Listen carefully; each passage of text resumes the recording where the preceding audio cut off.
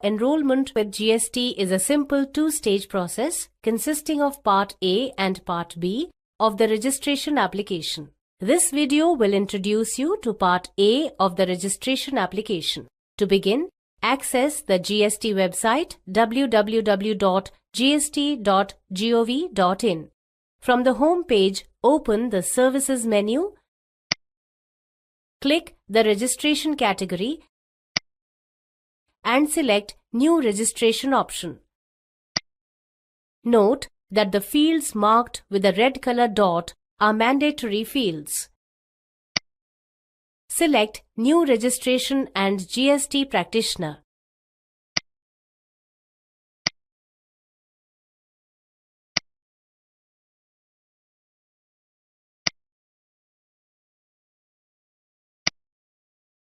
Provide your basic information,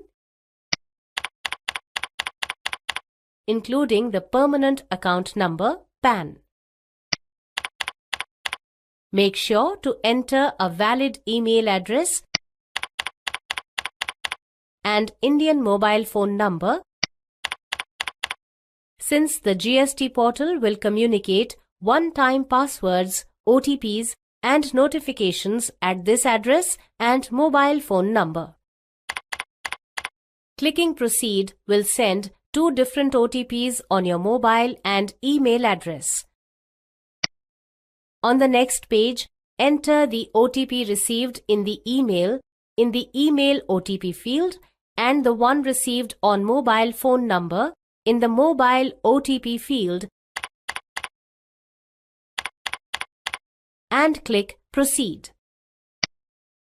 This will complete Part A of the enrollment application and will generate a temporary reference number, TRN. Note down this TRN to fill the Part B of the enrollment application. Click Proceed. Enter the TRN that was generated on submitting Part A of the registration application. Enter the CAPTCHA as usual and click Proceed. This will trigger an OTP. Enter the OTP received and proceed further.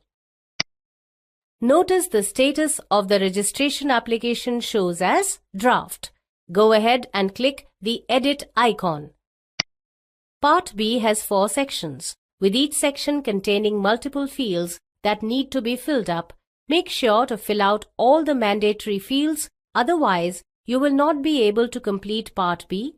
You get 15 days to fill and submit this application. In the General Details section, provide your basic qualification details. Begin by selecting if you want to register under the Central or State or Union Territory Enrolling Authority. Based on the selection, the application will be sent to corresponding approving authority. You can enroll as GST practitioner only if you hold one of the desired qualification or if you are a retired government officer. Select the university or institute, year of passing and qualifying degree for enrollment as a GST practitioner. In case of CA or CS or CMA, enter the membership details including membership type, number and date.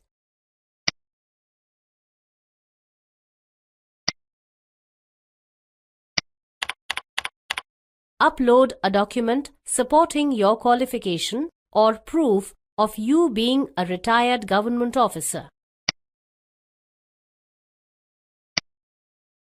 Make sure the document is in PDF or JPEG format and of size up to 100 KB. Click Save and Continue to save this information.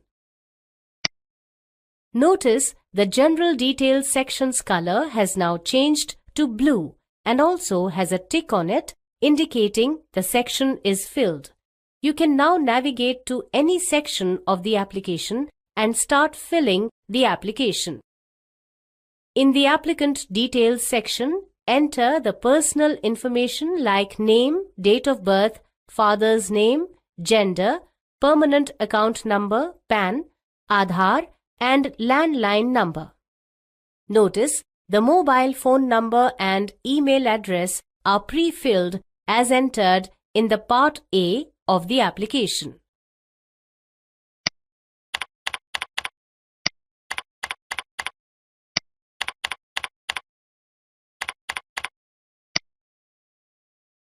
Next, upload the photograph. Make sure the photograph is in JPEG format and size is less than 100 KB. Click the Save and Continue button. The next section allows entering the professional address. Provide professional address with PIN code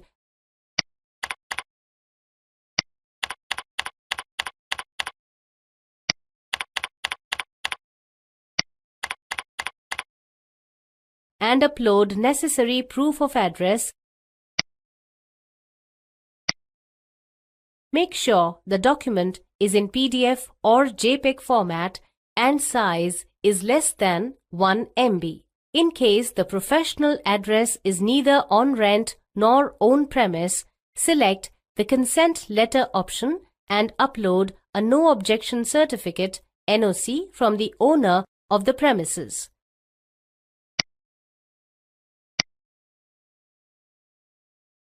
Once done, verify the application. You can submit the application using PAN-based Class 2 or 3 Digital Signature Certificate (DSC), but before submitting the application using DSC, the DSC needs to be registered using the Register DSC service on the portal. Alternatively, the application can be submitted using the e-sign or Electronic Verification Code (EVC) option. Both these services are Aadhaar-based service and require you to have the mobile phone number registered with the Aadhaar database handy. In case of EVC, you will need to enter the OTP for authentication.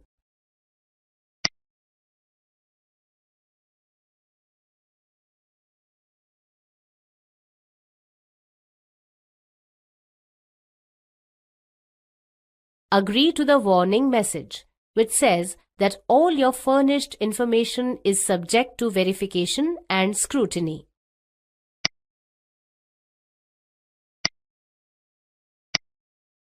Upon successfully submitting Part B of the registration application, an Acknowledgement Reference Number (ARN) will be sent on your mobile phone number and email address. It's that simple.